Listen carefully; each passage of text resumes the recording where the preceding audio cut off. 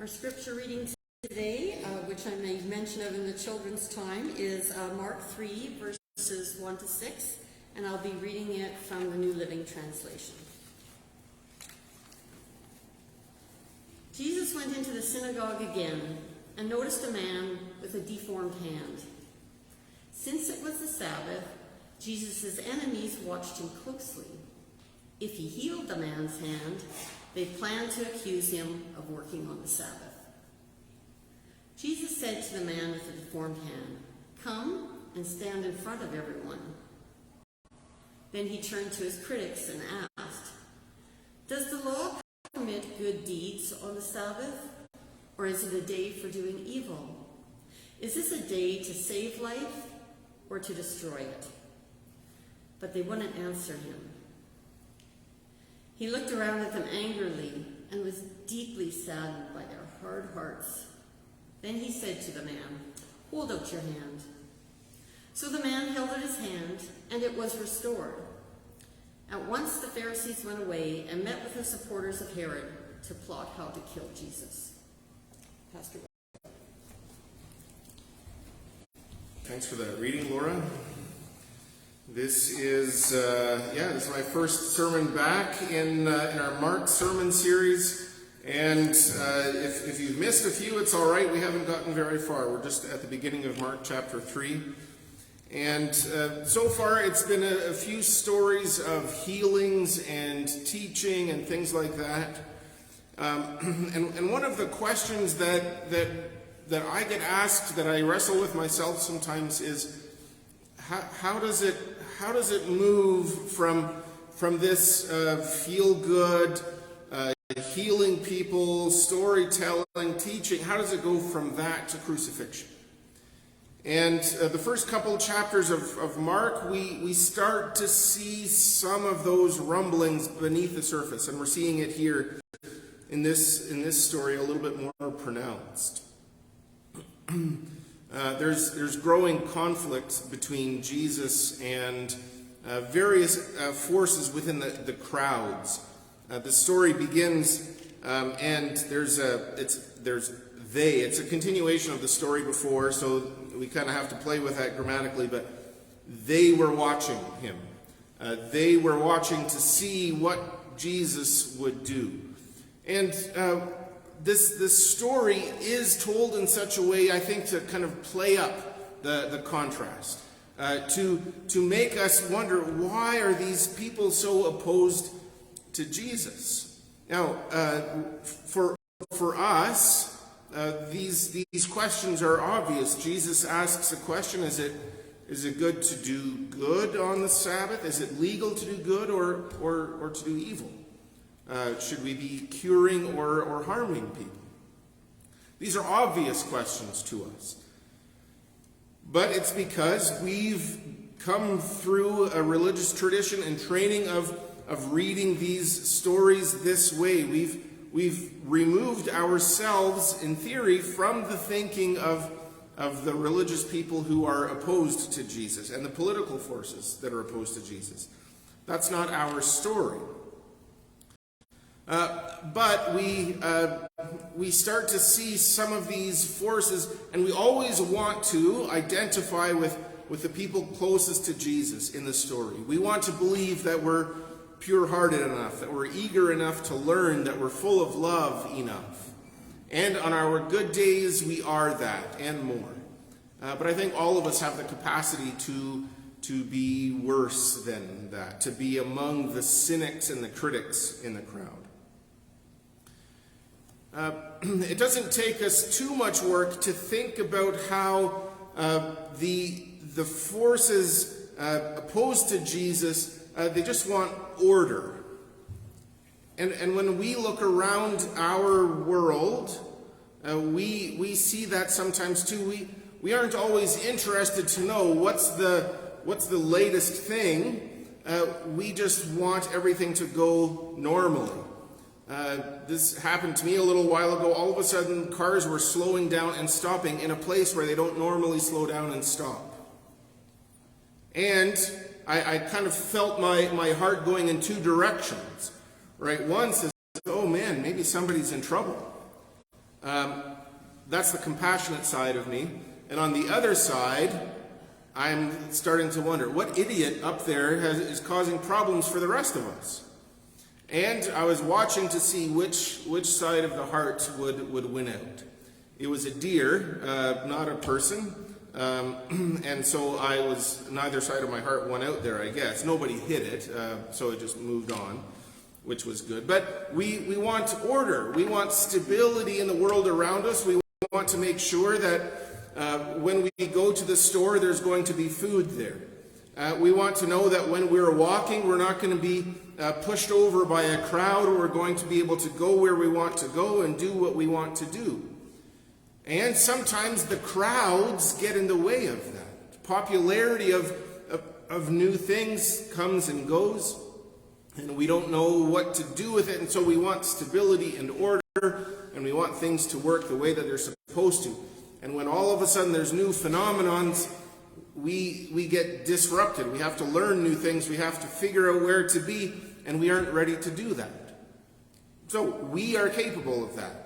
And there were lots of those voices in the world around Jesus that said, okay, I don't care what this guy's teaching. I just want to make sure that I can go to synagogue the way I'm supposed to, that the stores will be there, that there will be order, and the army isn't going to take over. There are also ways that in our world, we just want there to be stability. And for a long time in Alberta, we had one political party ruling everything. And if you would ask around, did people like the party? Did people like the leader? Well, no. There was lots of criticism on various sides. They weren't doing this right, they weren't doing that right, but at least there is stability. And when I was in South Korea, we had a few friends there who were refugees from North Korea. And they had lots of complaints about the North Korean system, and they were glad to be in the safe and stable South Korean democratic country. But every time there was an election in South Korea, the most cynical voices were those North Korean refugees.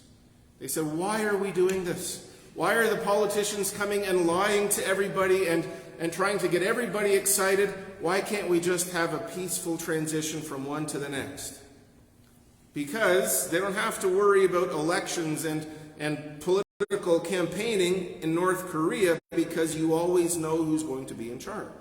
That's one of the benefits that the North Koreans said, well, yeah, they're terrible, but at least there's stability in leadership. And we do the same thing. We're like, well, I don't really like the person in charge now, but if things change, then there's going to be new paperwork and new policies, and then I'm going to have to file different forms for the same things that I'm doing now, and the taxes might go up. And we like to keep things the way they are. People around Jesus were no different.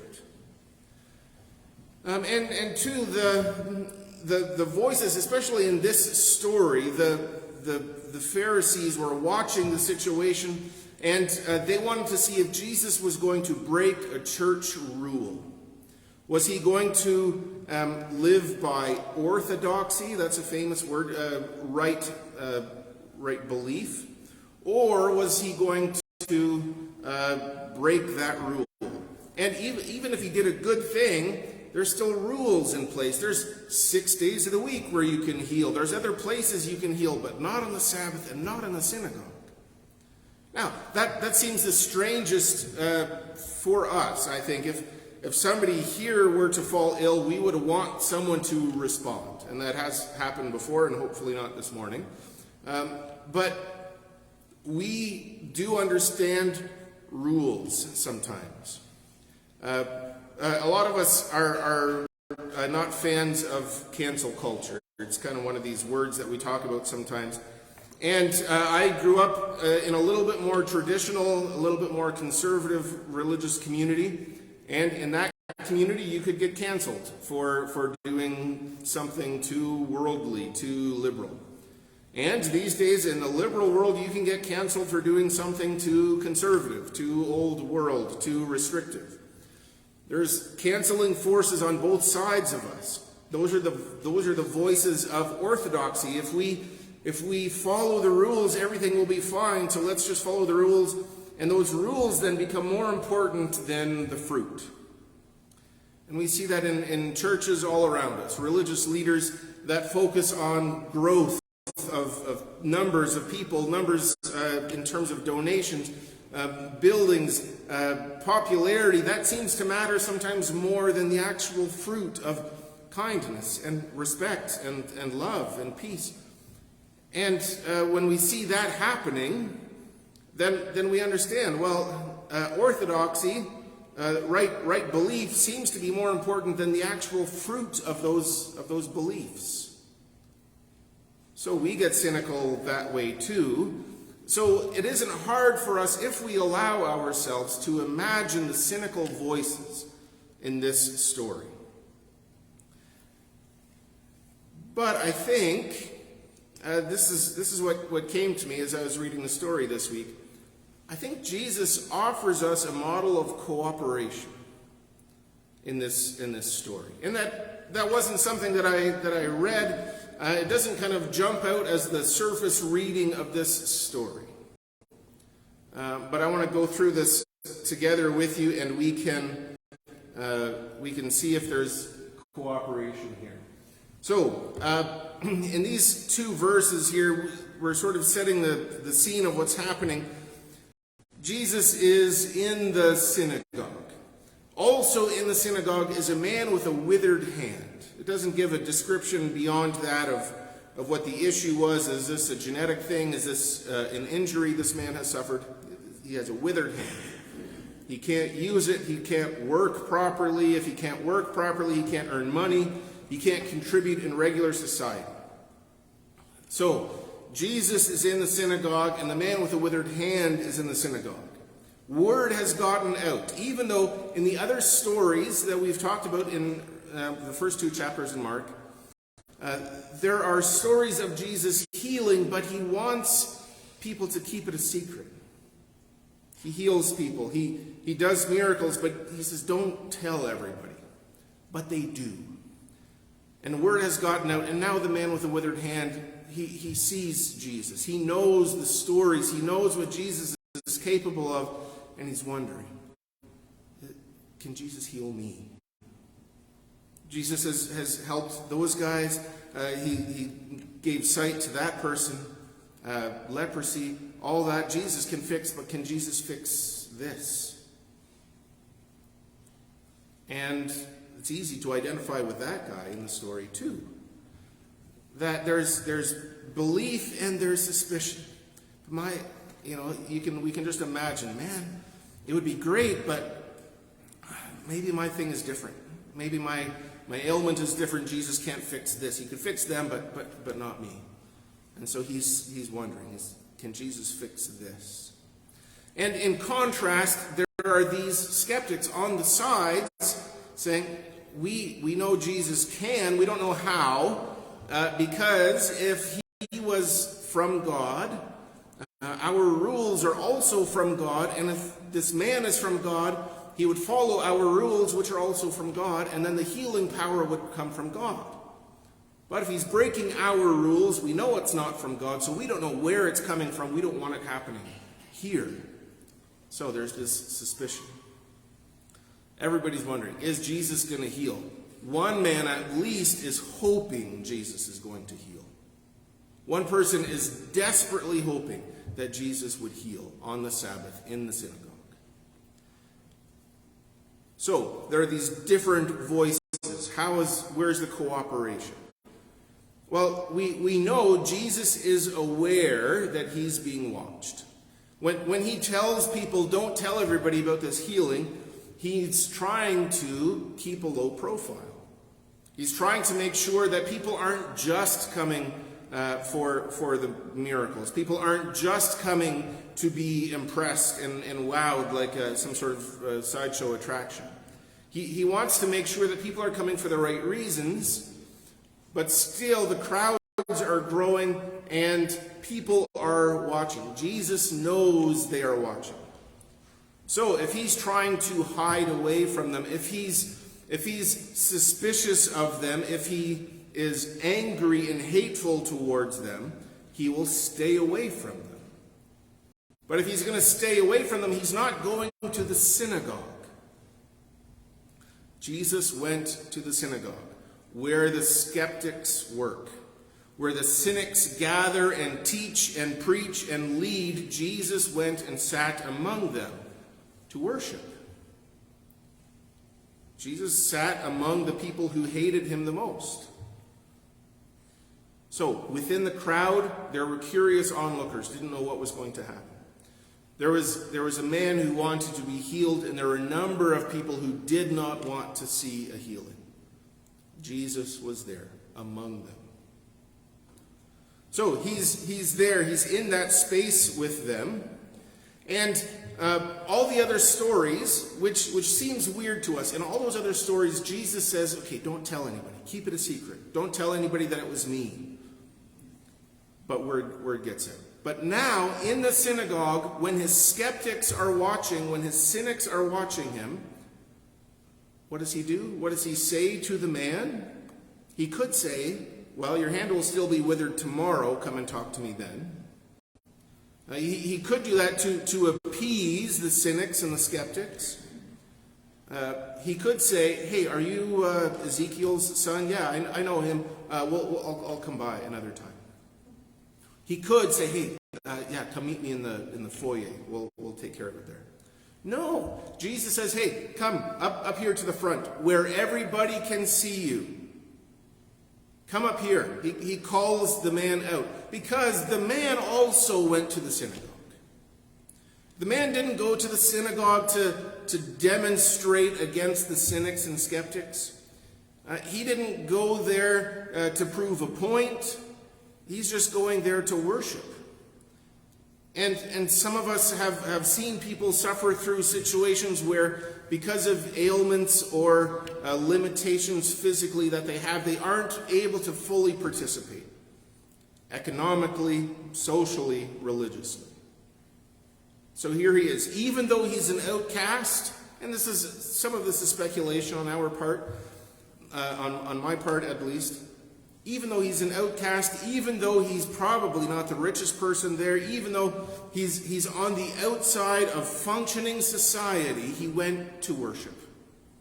He went to worship the God that he understood. He wasn't going, maybe that day he knew Jesus was going to be there, but probably not. He just went to worship. He just went to participate in ritual worship like he was supposed to. And then, in that space, all of a sudden, Jesus is there. And Jesus calls him out. He says, hey, I want you to come up here. Everybody's watching what's going to happen when Jesus sees this man who needs healing. Of all of the options Jesus had, he doesn't take the safe route. The safe route would be to make a plan for later, or to sneak away secretly when people wouldn't be watching. But no, this is public. When he was teaching before, obviously his teachings were public. But his miraculous healings, he wanted to keep them quiet until now. Until now in the synagogue, when the cynics and skeptics were watching. Jesus says to the man, come up here. Come up here. Everybody, these are small communities, small towns. Everybody knew him. Everybody knew what his hand looked like. Everybody knew what his hand could do. So Jesus says, hey, come up here. Everybody's going to see this. Everybody is going to witness what's going to happen now. So come forward. So the man does. Now, as he's coming forward, then Jesus is interacting with the crowd. Yeah, there we go.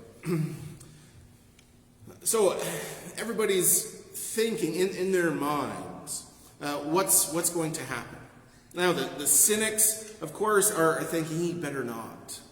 And he better not use his trickery, his dark magic in here. This is too holy a place for that. He better not try to break our rules in our building, in our space, on our time. But the crowd is wondering, is this something Jesus can do? Is God going to give him the power to do this? Because if God's going to give him the power here, then maybe he's more important than the rules. And so people in the crowd are wanting to sort of pick sides. Should we pick the side of orthodoxy, or should we pick Jesus?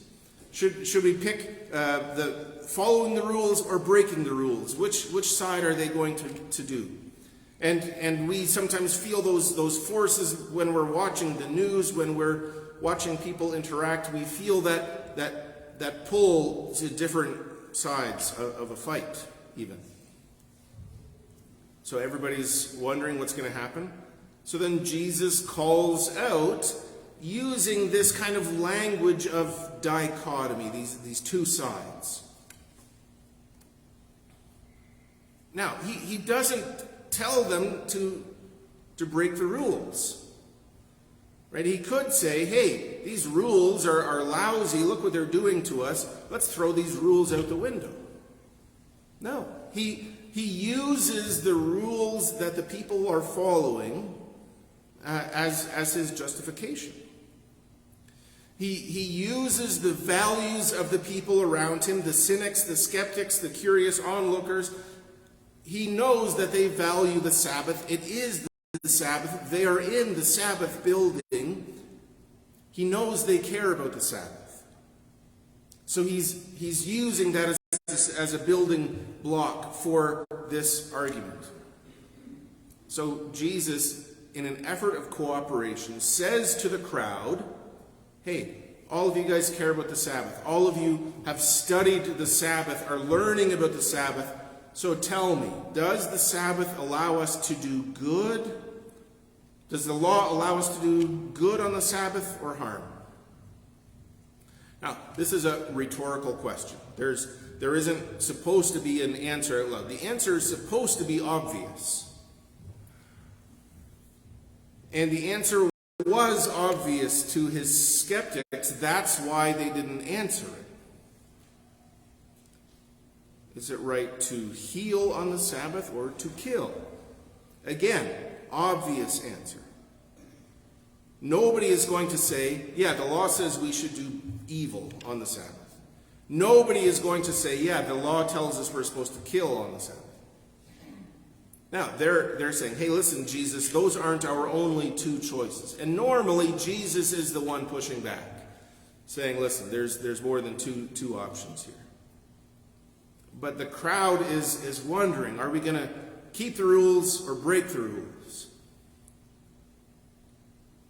Now, Jesus' reaction is interesting. And I checked a bunch of different translations. Mostly the wording is the same.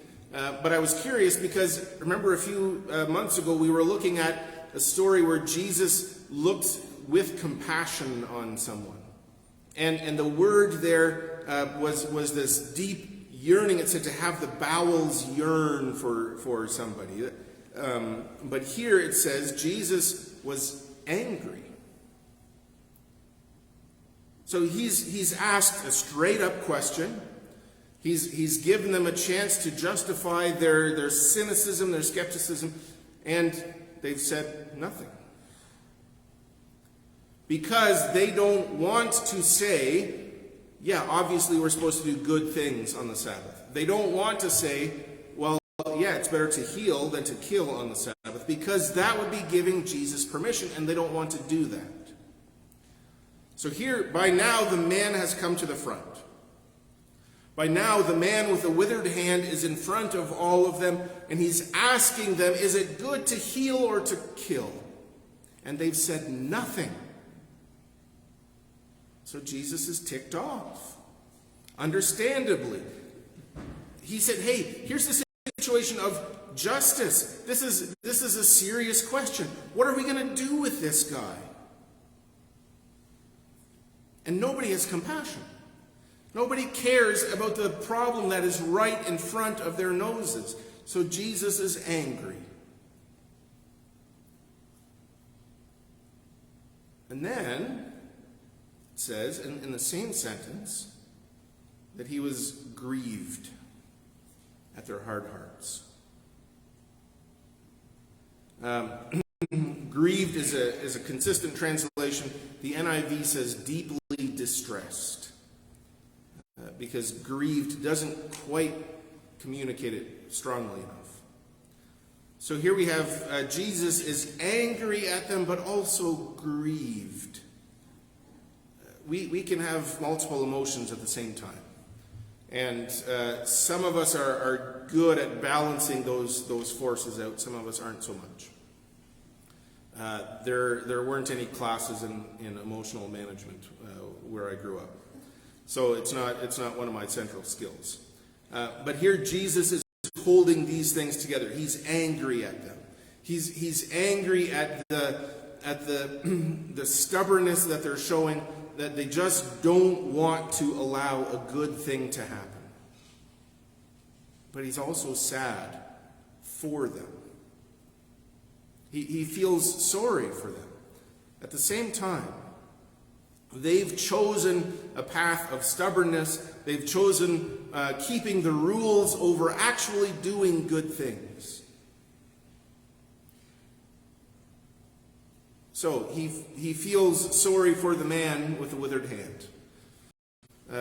He feels sorry kind of in general for anybody who's going to have problems in this community down the road, because this is what they are up against. But he also feels sorry for them. Because oftentimes when we live this way, when we put rules over compassion, we're excluding a lot of people from blessings that they deserve. We're excluding ourselves from love and forgiveness that we also deserve. But listen, we don't have that power. We can't prevent people from being loved by God. We can't prevent people from being forgiven by God. We can only prevent ourselves from forgiving ourselves. So Jesus looks over at these people, and he can see the harm that is happening in the community, and he can see the harm that is happening to themselves. And so he tells the man to stretch out his hand. Right? There's kind of a movement thing. He wanted the man to come forward, and now he wants, okay, send your hand forward. There's kind of a poetic symmetry, I think, here. That now that the hand emerges, the hand that was once withered is filled. The muscles and the sinews and all of the parts of the hand are there. His hand can move again. His hand can work again. It can hold things again. It can hold people again. It's a beautiful thing. It's a beautiful story, but who sees the beauty? Well, the man certainly sees the beauty. He's looking at a hand that was withered, and now it's the way that it's supposed to be. His friends and loved ones, they can see the beauty. But the religious leaders and the political forces in the room, they could not see the beauty. So we see this kind of separation of good and evil here. Of beauty and ugliness, of light and dark. And it's interesting to see what happens after this. There are two groups leave the meeting. It says the Pharisees and the Herodians. The Pharisees were the religious leaders, the ones obsessed with rule keeping. They thought that if everybody followed the rules as a nation, if they could emphasize the rules and law keeping as a nation, then God would bless them. And the Herodians were supporters of the king, who were part of the bigger Roman system at the time. They wanted order, they wanted stability, and they would break a few rules to get it. The Pharisees, they wanted to keep things holy and kosher and all of those good things, but they were willing to make allegiances with the Herodians to make that happen. This situation has revealed what was most important to these people. It isn't love. If love was most important, they would have celebrated the healing. It wasn't God, because that healing can only be from God in that space. The most important thing to them was power. The Pharisees wanted power so that they could build up the nation and restore who they were supposed to be. And the Herodians wanted power so that Israel could be strong and to kind of keep the Romans far enough away because Israel was stable. They wanted power, and Jesus was challenging that power. Because Jesus had a different power than they had, and they were threatened by it. We don't see people with withered hands coming and asking for healing that's being turned away because of rules. We don't. That's not a situation that we're in. But we do feel these forces pulling us, and we have our priorities tested. Are we going to be loving and welcoming and forgiving? Or are we going to be harsh and cold and enforcing rules? These are decisions that we have to make. But Jesus, I think, models a way of cooperation through these difficult questions, these difficult situations. When we prioritize ourselves and our comfort and our power and our stability, we will harm a lot of other people on the way. But when we make as a priority God's love, when we make peace a priority, not just stability, then we will make decisions that are sometimes inconvenient for us because it improves the situation for other people. Jesus could see that these people around him had priorities and values. And he used those in that conversation. He knew they were people of Sabbath law, and so he said, he asked questions based on Sabbath, based on their priorities. We have conversations with people that are difficult. There are people we disagree with politically. There are people we disagree with within our spheres of employment and influence. There are people that we disagree with within our families. But if we know what their priorities are, if they know what our priorities are, then we can build understanding that way. There are people around us that we disagree with. I have all sorts of people in my social media feed that I disagree with strongly about some things. But the building blocks are not my own successes and my own convictions. The building blocks are what we hold in common. Human dignity, respect, love. These are universally human values. So if we can build on those, if we can get to know the people around us, to know what is important to them, then we can build understanding and follow the model of cooperation that Jesus gives us. So may we prioritize love and peace, and as we do that, grow in our communities and strengthen our relationship to each other and to God.